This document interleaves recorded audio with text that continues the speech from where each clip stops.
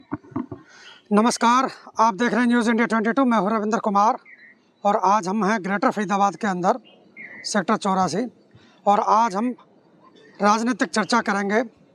जैसा कि हमने आपको पिछले एपिसोड में बताया, हमने हरियाणा की राजनीति की पार्टियों की चर्चा की और उस चर्चा के अंदर हमने आपको तगांव विधानसभा के बारे में बताया कि हम अगले एपिसोड के अंदर तगांव विधानसभा पर चर्चा करेंगे कि कौन कौन से नेता फील्ड में जा रहे हैं, कितने एक्टिव हैं, जनता उसके बारे में क्या कहती है और वो कितना अपनी तरफ लोगों को खींच रहे हैं। इन सभी बातों के ऊपर हम चर्चा करेंगे। आइए सबसे पहले हम बात करें हरियाणा की सबसे बड़ी पार्टी, पूरे भारत की सबसे बड़ी पार्टी बीजेपी की। और बीजेपी के जो यहाँ विधायक हैं राजेश नागर, जिनका आप फोटो देख रहे हैं स्क्रीन पर, राजेश नागर जिनका पैतृक गांव तगांव है।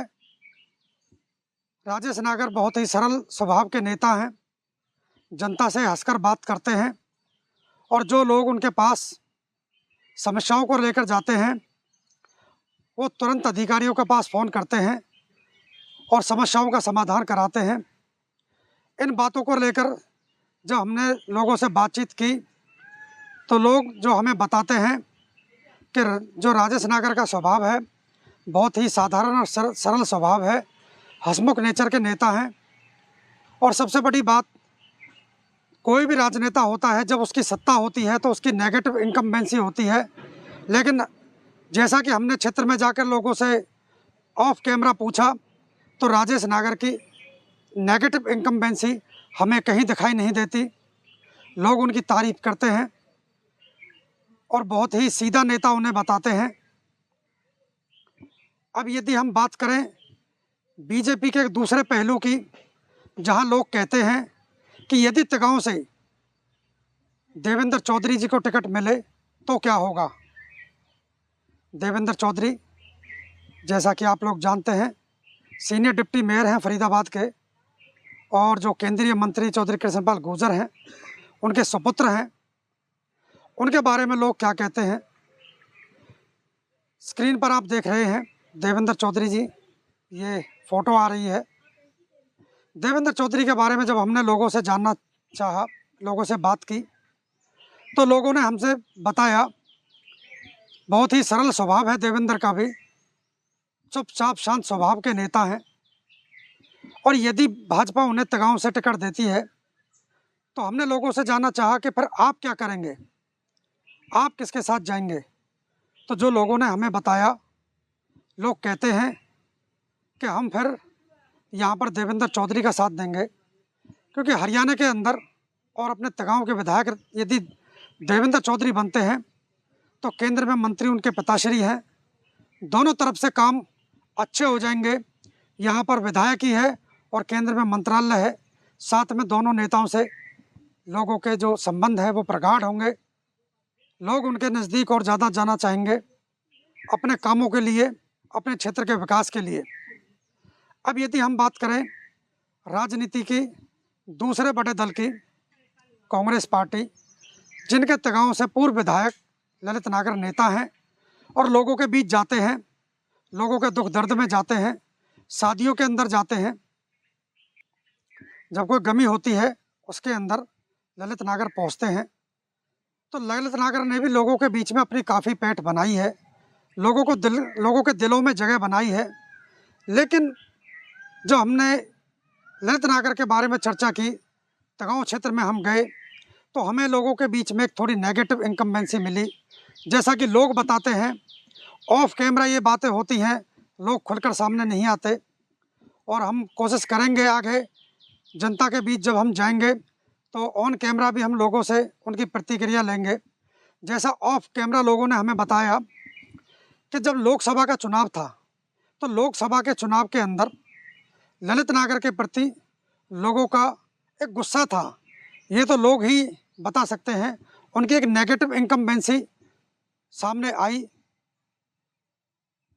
वही चीज़ें आज लोग दोहरा रहे हैं, वही चीज़ें लोग हमें बता रहे हैं कि ललित नागर वैसे तो ठीक है लेकिन पिछले कुछ समय से लोगों के बीच में उनकी नाराज़गी है।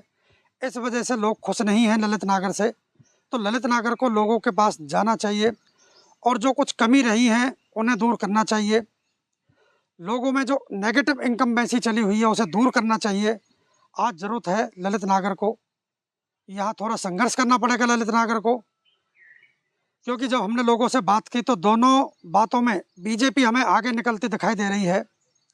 अब यदि हम बात करें, कांग्रेस के अंदर दो नेता और ललित नागर के अलावा उभरते हुए दिखाई दे रहे हैं। एक हैं बालकृष्ण वशिष्ठ, जिनका आप स्क्रीन पर तस्वीर देख रहे हैं।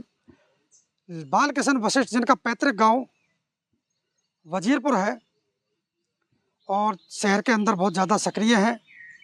हमने जब लोगों से बात की बालकृष्ण वशिष्ठ के बारे में कि यदि कांग्रेस उन्हें टिकट देती है तो आप उन्हें किस रूप में देखते हैं, तो लोगों ने मिला जुला असर लोगों से हमें देखने को मिला। लोग बताते हैं कि जो बालकृष्ण वशिष्ठ हैं वो शहर के अंदर ज़्यादा एक्टिव हैं, कॉलोनियों में एक्टिव हैं, लेकिन अभी गांव में उनका इतना वर्चस्व नहीं है, इतना प्रभाव नहीं है। तो बालकृष्ण वशिष्ठ को यहाँ पर देखना है कि गांव के अंदर अब उन्हें किस तरह से अपनी मजबूती बनानी है, मजबूत स्थिति उन्हें बनानी होगी। बालकृष्ण वशिष्ठ को यहाँ बहुत ज़्यादा मेहनत की ज़रूरत है, क्योंकि गांव के अंदर बहुत लंबा क्षेत्र है और कॉलोनियों में वोट बैंक ज़्यादा है, लेकिन गांव भी कवर करने बहुत ज़रूरी हैं। इसी बीच में हम एक दूसरे नेता हैं कांग्रेस के, जो लोकसभा चुनाव के अंदर उभर कर आए थे, जिन्होंने काफ़ी मेहनत की, संजय कौशिक, जिनका आप तस्वीर स्क्रीन पर देख रहे हैं। संजय कौशिक जिनका अपना पैतृक गांव कांवरा कला है, कांवरा है जसाने के पास में। तो कांवरा गांव के रहने वाले हैं संजय कौशिक और कांग्रेस में काफ़ी समय से सक्रिय हैं, पूर्व चेयरमैन हैं। और हम अपने दर्शकों को बता दें, बालकृष्ण वशिष्ठ जो हैं वो भी पूर्व चेयरमैन हैं। जो संजय कौशिक हैं वो ब्लॉक समिति के पूर्व चेयरमैन रहे हैं। राजनीति में अच्छी सक्रियता है। लोगों के बीच हम गए, हमने लोगों से बातचीत की तो लोगों ने बताया कि लोकसभा चुनाव के अंदर काफ़ी उभर कर आए संजय कौशिक, और ब्राह्मणों के अंदर काफ़ी पैठ उनकी बताई गई है। लेकिन जब हम तगांव क्षेत्र के गाँव में जाते हैं तो उनकी पैठ हमें नज़र आती है, खासकर ब्राह्मण को के जो गांव हैं वहाँ उनकी पकड़ है। लेकिन यदि हम इसके विपरीत दिल्ली की तरफ चलते हैं, जहाँ सराय पल्ला, अगवानपुर वगैरह का जो क्षेत्र है उधर हम बात करते हैं, तो लोग उन्हें वहाँ कम जानते हैं और लोग कहते हैं कि उन्हें फिर यहाँ भी आना होगा, यहाँ मेहनत करनी होगी। तो हमने देखा कि फ़िलहाल कांग्रेस से यहाँ पर 3 उम्मीदवार नज़र आ रहे हैं और भाजपा के यहाँ 2 उम्मीदवार नज़र आ रहे हैं। बात करें इंडियन नेशनल लोकदल और बहुजन समाज पार्टी की, तो इंडियन नेशनल लोकदल के हमें यहाँ पर जितेंद्र सिंह नज़र आ रहे हैं, जिनका अपना पैतृक गांव खेड़ी कला है। स्क्रीन पर आप देख रहे हैं जितेंद्र सिंह, ये देखिए। जितेंद्र सिंह पढ़े लिखे हैं, इंजीनियर हैं, पेशे से इंजीनियर हैं, और जब वो काम कराएंगे, यदि जनता उन्हें आशीर्वाद देती है तो बहुत अच्छे तरीके से वो काम कराएंगे, क्योंकि सिविल इंजीनियर हैं।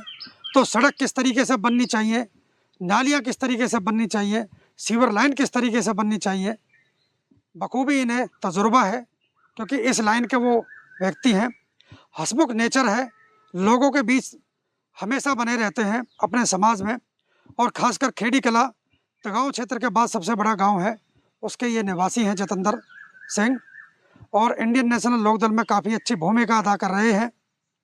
लोग उन्हें आसपास के जानते हैं, खेड़ी कला के आसपास जो क्षेत्र है।